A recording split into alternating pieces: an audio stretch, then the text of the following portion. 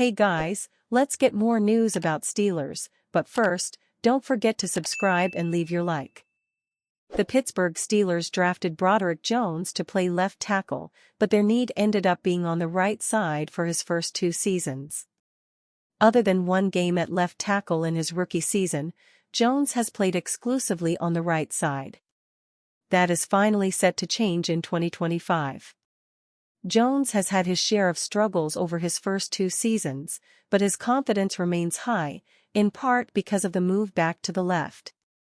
Confidence is always high, Jones told the media Wednesday after an OTA session via a video on Steelers.com. Being back on the left, I feel like it's a bigger boost for me just because I've been used to playing on the left side. While Jones entered the league as a left tackle, his total experience on the right now eclipses his left tackle experience in college. He is technically more seasoned on the right at this point, but that doesn't mean his natural athletic ability is best suited there. Nick Herbig called Jones a natural left tackle earlier today. This time last year, with Fautanu in the mix, Jones told the media he was training and preparing on both sides. While some players can flip back and forth with relative ease, there is a level of muscle memory and play recognition that isn't easy to translate. Instead of striking with your left hand with the initial punch against edge rushers, you have to strike with the right. The kick and post legs are flipped, and of course remembering the play calls is backwards. Based on his struggles, preparing for both jobs did Jones no favors in 2024. He talked about the adjustment moving back to the left. Biggest adjustment? Honestly, probably for me, it's just flipping the plays in my head because some of our plays, they're flip-flopped backwards so you hear M and they might be going one way, but it may be called the other way, he said. So just staying locked in with the plays and making sure you know M. Particularly at the beginning of last season, Jones had several physical technique issues that held him back. He cleaned those up throughout the season, but the mental side of the game continued to trip him up. That is notable given that he has to flip things in his head once again. It might be easy during practice, but the real test is when he is 3/4 deep in a game and physically exhausted. He would have primarily practiced against TJ Watt when he played on the right side, so now he will get to go against different competition on the left. Being out here going against people like Alex Highsmith and Nick Herbig, it really helps with the confidence level, Jones said. When you're able to block guys like that, you feel like you can do it at any level versus anybody. There is no more important player on the Steelers' offensive line in 2025 than Broderick Jones. Not only will he be protecting the blind side of whoever the quarterback may be, but he will be doing so for the first time in a few seasons. If he succeeds, he will likely have his 5th-year option picked up before next May. A season-ending injury is devastating for any NFL player, but arguably even worse for a rookie. The Pittsburgh Steelers dealt with a few injuries to their rookie class last year, but none more impactful than first-round OT Troy Fautanu's knee injury, which required surgery and ended his season after just 1 regular season game. He opened up about the struggles of his recovery after an OTA session today. I wouldn't say I handled it the best some of the time, Fautanu said in a clip posted by Tribliv's Chris Adamski on X. I would say I was my biggest enemy. Sometimes just thinking about the future when really I had to just lock in what was going on that day. But I felt like once I did lock in and really just focus on day to day, I really turned the corner on my recovery. Fautanu's season-ending knee injury followed a separate knee injury suffered in the preseason.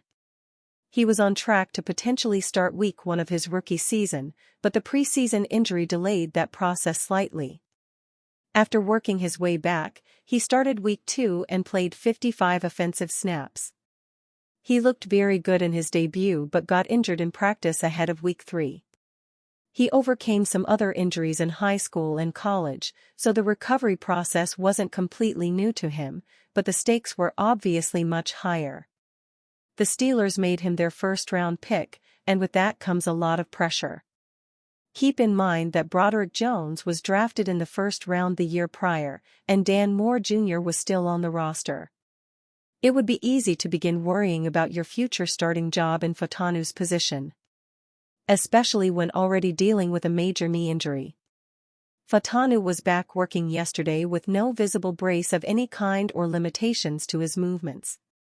It's just football in shorts for now, but that's a good sign that Fatanu will be a full go when training camp starts and the pads come on.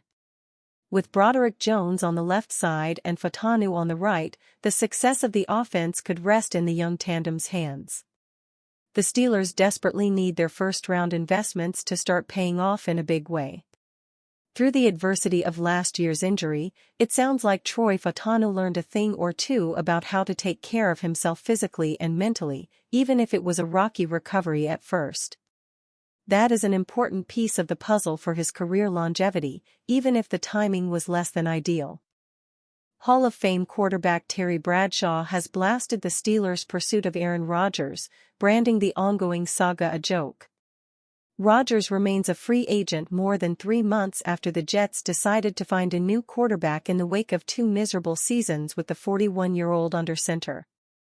Pittsburgh boss Mike Tomlin met with Rodgers back in March, but the quarterback is still pondering his next move even after the start of OTAs ahead of the 2025 season. Rodgers has also teased retirement amid turbulence in his private life, but he was mocked by Bradshaw, who won 4 Super Bowls over 14 seasons as quarterback for the Steelers. That's a joke. That to me is just a joke, Bradshaw told 103.7 The Buzz in Arkansas. What are you going to do? Bring him in for 1 year, are you kidding me? That guy needs to stay in California. Go somewhere and chew on bark and whisper to the gods out there. The Steelers have let both Justin Fields, Jets, and Russell Wilson, Giants, leave since the end of the 2024 season, when they lost in the first round of the playoffs. Their current quarterback room includes Skylar Thompson, Mason Rudolph and rookie Will Howard, who recently led Ohio State to the national championship. Rodgers was nowhere to be seen on Tuesday when the Steelers arrived for their first day of organized team activities, OTAs, the voluntary, non-contact practice sessions which are held before mandatory minicamps get underway. That prompted fury from FS1 host Joy Taylor, who asked, "Why? Why? This is the Pittsburgh Steelers. They have 6 Lombardis, they're coached by first-ballot Hall of Famer Mike Tomlin, who's never had a losing season, and we're sitting around talking about Aaron Rodgers is not there on the first day of OTAs.